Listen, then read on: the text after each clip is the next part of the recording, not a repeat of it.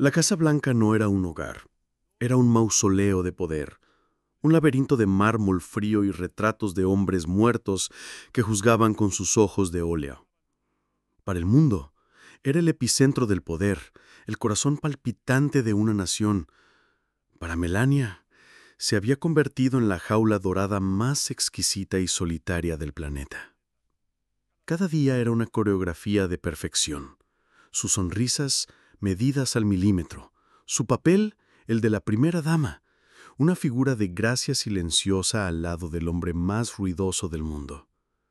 Donald, su esposo, el presidente no caminaba por estos pasillos, los conquistaba. La presidencia no lo había cambiado, solo había magnificado lo que ya era. Un torbellino de ambición, ego y una energía inagotable que absorbía todo el oxígeno de cualquier habitación. Él la amaba, o eso se decía a sí mismo. La amaba como la pieza central de su legado, la prueba definitiva de su éxito. Ella era la elegancia que suavizaba sus bordes ásperos, la calma que contrastaba con su tormenta perpetua. Pero el amor para Melania se había convertido en un eco lejano en los salones históricos. En las cenas de Estado y las cumbres internacionales, ella estaba siempre ahí, un paso detrás de él, una presencia hermosa y etérea. Pero cuando las puertas de la residencia se cerraban, él no se despojaba de la presidencia. La traía consigo a la cama, a la mesa del desayuno. Sus conversaciones no eran de marido y mujer, sino de presidente y confidente silenciosa. Él hablaba de encuestas, de rivales, de tweets. Ella escuchaba, asentía y sentía cómo se iba volviendo invisible, su propia esencia disolviéndose en el ácido de la política y el poder. El quiebre no fue un escándalo público, ni una filtración a la prensa. El quiebre fue íntimo, silencioso, y por eso infinitamente más devastador. Sucedió en el ala oeste, un lugar que Melania evitaba. Había ido al despacho oval para discutir los detalles de la próxima cena de Estado. Él estaba en una llamada gesticulando, su voz llenando el espacio con la autoridad de un emperador. Mientras esperaba, sus ojos vagaron por la histórica mesa Resolute, y allí, junto a una pila de documentos, había un pequeño objeto que no encajaba. Era una caja de terciopelo de una boutique discreta de Georgetown. La curiosidad la venció. Con un movimiento rápido y sigiloso, la abrió. Dentro no había un diamante, sino un par de gemelos de platino, grabados con un monograma que no era el de él. Eran elegantes, sobrios y profundamente personales. En el fondo de la caja, casi oculta bajo el satín, había una pequeña tarjeta doblada. Sus manos, siempre tan firmes, temblaron ligeramente al desdoblarla. No era una nota larga, solo 3 palabras escritas en una caligrafía fluida y femenina, para noches inolvidables. El aire abandonó sus pulmones. En ese instante, el despacho oval se encogió hasta convertirse en una escena de traición barata. No era el acto físico que implicaban, era la intimidad, la complicidad de un regalo secreto, el lenguaje privado de un recuerdo compartido que no le pertenecía. Era la prueba de que mientras ella mantenía la fachada, él vivía una vida paralela. Cerró la caja con un clic que sonó como un disparo en su mente. Cuando Donald colgó y se fió hacia ella con una sonrisa, la miró como si nada. ¿Lista para repasar los menús? Ella le devolvió la sonrisa, una obra maestra de contención. Por supuesto, señor presidente. En ese momento, algo se rompió para siempre. La primera dama siguió cumpliendo, pero la esposa había abandonado el edificio. El descenso se manifestó como un invierno polar en Washington, D.C. Melania se perfeccionó. Se volvió más elegante, serena e inalcanzable. Su sonrisa pública nunca flaqueó, pero sus ojos adquirieron una distancia glacial.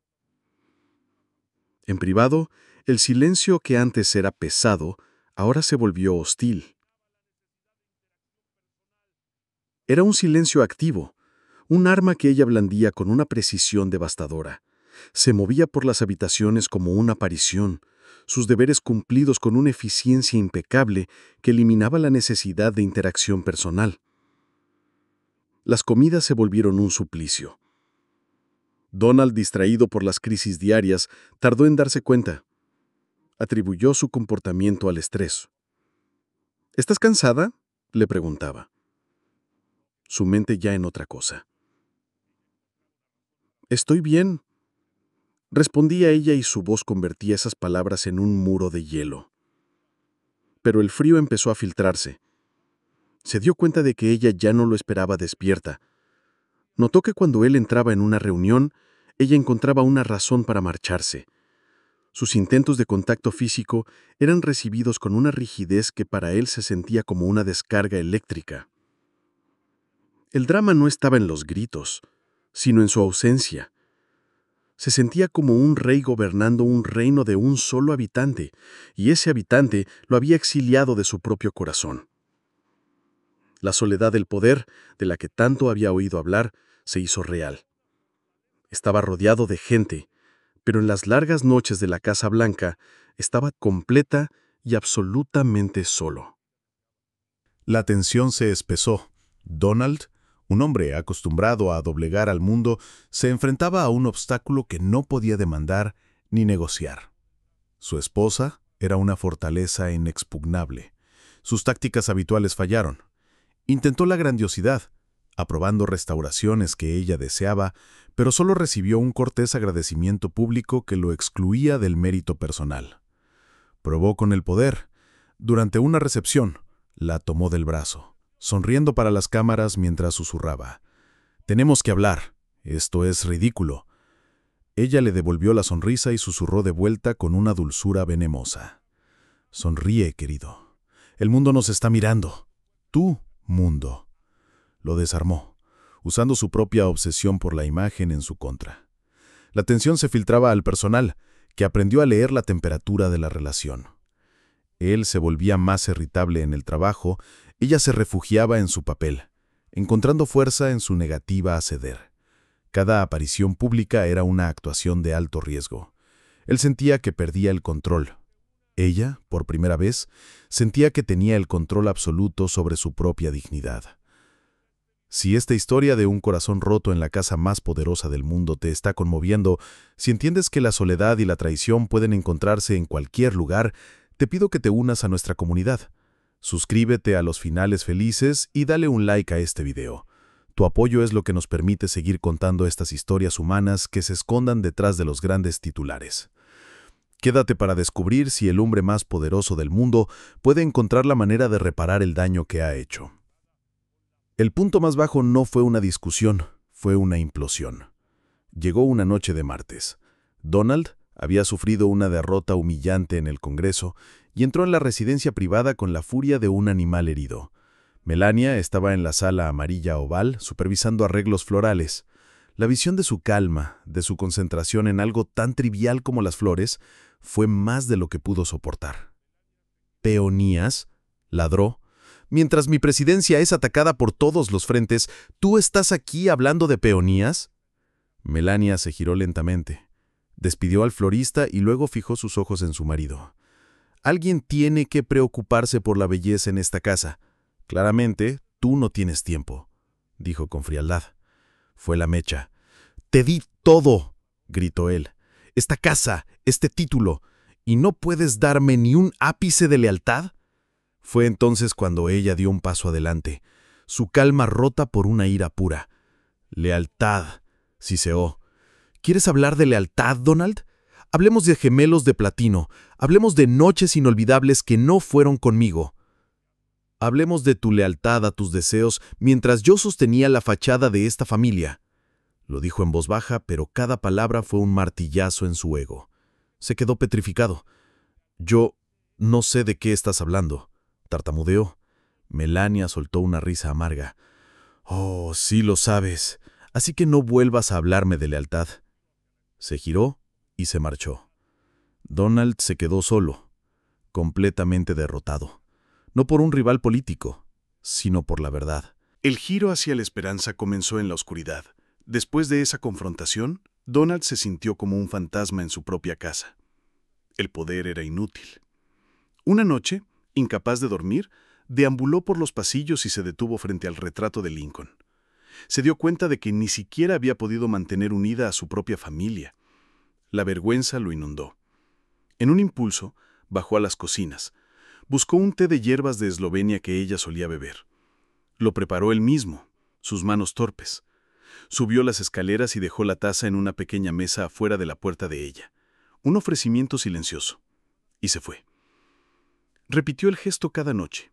Era su forma de decir lo siento sin usar palabras. Una semana después, al dejar la taza, la puerta se abrió. Melania estaba allí. Miró la taza, luego lo miró a él. En sus ojos había una pregunta.